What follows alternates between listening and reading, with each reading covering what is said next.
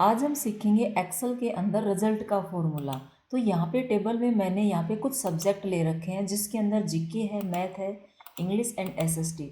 आप सब्जेक्ट कम और ज़्यादा कर सकते हैं। यहाँ मेनली मैं आपको समझाने वाली हूँ कि आप 4 टाइप से रिजल्ट निकाल सकते हैं किसी भी स्टूडेंट का, किसी भी एम्प्लॉय का। तो यहाँ से आपको क्या करना है, सबसे पहले इसमें लिखा हुआ है इफ़ का फर्स्ट फॉर्मूला, फिर एंड का है, और का है, और इफ़ एंड काउंट इफ़। तो इसको हम 1 बाय 1 करके सोल्व करते हैं। तो पहली आपकी सिचुएशन ये है कि फॉर्मूला के अकॉर्डिंग कि आपके पास एक ही सब्जेक्ट है, XYZ कोई भी सब्जेक्ट, एक सब्जेक्ट है जिसका आपको रिजल्ट निकालना है और रिजल्ट आपको फेल और पास में निकालना है। तो आपको करना क्या है, जैसे हम एग्जाम्पल मान लेते हैं कि आपके पास सिर्फ ये SST सब्जेक्ट है, ये नीचे इसके मार्क्स चढ़े हुए हैं। तो यहाँ हम लगाएंगे फॉर्मूला। यहाँ मैंने लिखा is equal to if bracket start और इसकी रेंज सब्जेक्ट की, यानी कि एक स्टूडेंट के मार्क्स की आपको रेंज देनी है।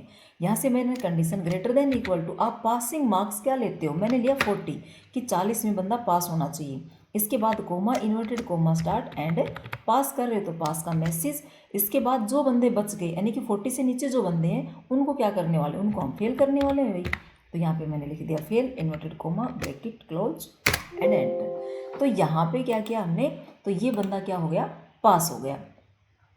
अब इसके 45 है इसलिए पास हो गया। डबल टैप से इसको सोल्व करके देखते हैं, तो देखते हैं कितने बंदे फेल हो गए। तो यहाँ पे 2 बच्चे फेल हैं, जिसके फेल क्यों हैं, क्योंकि एक में 39 है और एक में 12 यानी कि 12 नंबर ले रखे, इसलिए फेल हो गए।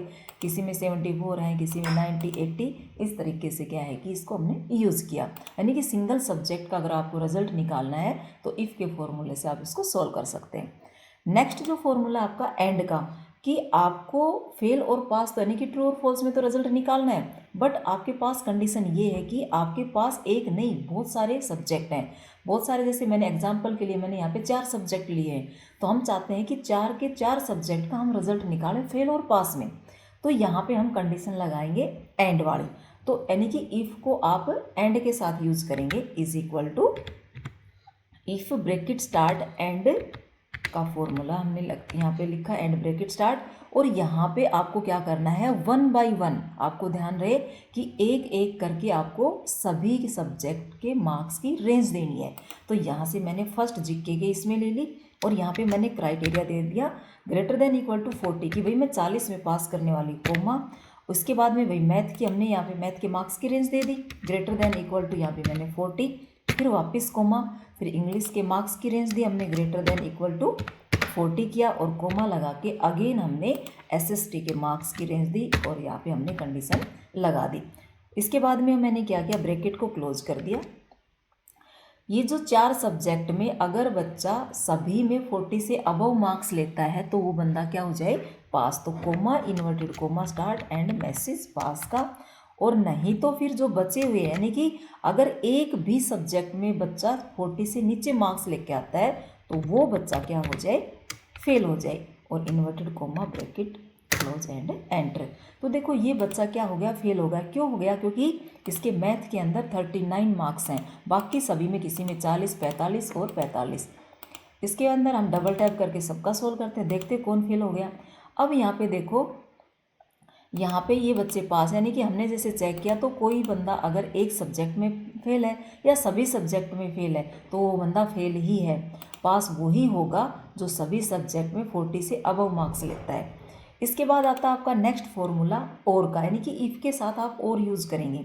और का मतलब क्या होता है, सबसे पहले मैं आपको ये बताती हूँ कि अगर एंड में सारी कंडीशन ट्रू है तो बंदा पास होता है, और में इससे उल्टा है कि अगर सारी कंडीशन, जैसे आपके पास 4 सब्जेक्ट है, 4 सब्जेक्ट में से एक भी सब्जेक्ट में बच्चा 40 या 40 से अबो लेके आता है तो वो बंदा क्या हो जाएगा, पास हो जाएगा। फेल कब होगा, जब वो ऑल सब्जेक्ट में 40 से नीचे रहेगा।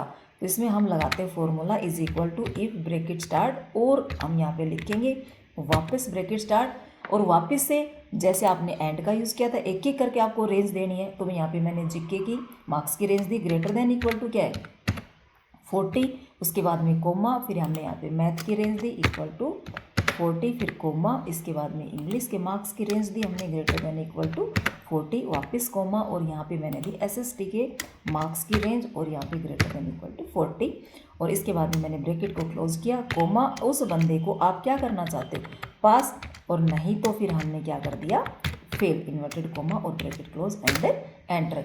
अब ये देखो यहाँ पे ये बंदा पास हो गया और यहाँ देखो फेल हो रखा है। क्यों हो रखा है यहाँ पे फेल? क्योंकि हमने यहाँ पे एंड यूज़ किया और यहाँ पे हमने और यूज़ किया। तो और का मतलब होता है कि चारों में से किसी भी सब्जेक्ट में आपके 40 से ऊपर नंबर है तो पास हो जाओगे। डबल टैप से आपने यहाँ पे सोल्व किया। इसके बाद आते हैं हम इफ़ और काउंट इफ एक साथ। अगर आपके पास सिचुएशन है कि भाई फेल और पास तो आता है, लेकिन कई बार क्या होता है एक आध सब्जेक्ट में बंदा फेल हो जाता है, उसके रीपेयर आ जाती है, तो वो रिजल्ट हम कैसे निकालें?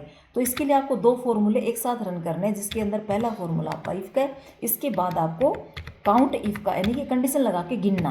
इसके बाद में यहाँ आपको एक बात ध्यान रखनी है कि यहाँ पे पहले की तरह 1 बाय 1 आपको रेंज नहीं देनी। सब्जेक्ट के जितने भी मार्क्स हैं, जैसे आपके पास 4 सब्जेक्ट हैं तो 4 सब्जेक्ट के मार्क्स की रेंज सभी की एक साथ देनी है। इसके बाद comma, inverted comma, start, greater than equal to, condition क्या आपकी 40 से अबव। अगर बंदा मार्क्स लेता है और भाई कितने सब्जेक्ट में, जैसे हमारे पास 4 सब्जेक्ट हैं, आपके पास 6 है तो 6, 5 है तो 5, ऐसे लिख सकते हो।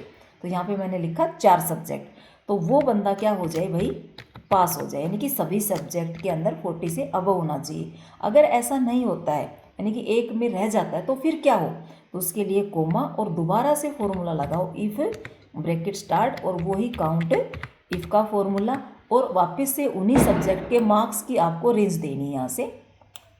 इसके बाद कोमा, इन्वर्टेड कोमा आपको स्टार्ट करना है, कंडीशन लगानी है ग्रेटर देन इक्वल टू 40 और इन्वर्टेड कोमा ब्रैकेट क्लोज। अगर वो करता है ऐसा 3 सब्जेक्ट में तो वो बंदा क्या हो जाए, उसके री आ जाए। और इसके बाद इन्वर्टेड कोमा, और जो बच गए कौन, जैसे जो 2 सब्जेक्ट में फेल हो, 3 में हो या 4 में हो, यानी कि 2 से लेके 4 सब्जेक्ट में जो बंदा फेल है यानी कि 40 से नीचे है, वही बंदा क्या होना चाहिए, फेल, इन्वर्टेड कोमा, और यहाँ पे मैंने लिखा फेल, इन्वर्टेड कोमा, क्लोज, और जितनी ब्रैकेट आपकी क्लोज करनी है, जैसे हमने 2 स्टार्टिंग में क्लोज हो गई थी और 2 बची हुई हमने अब क्लोज कर दी, एंड एंटर। तो इस बंदे के री आ गई। क्यों आ गई?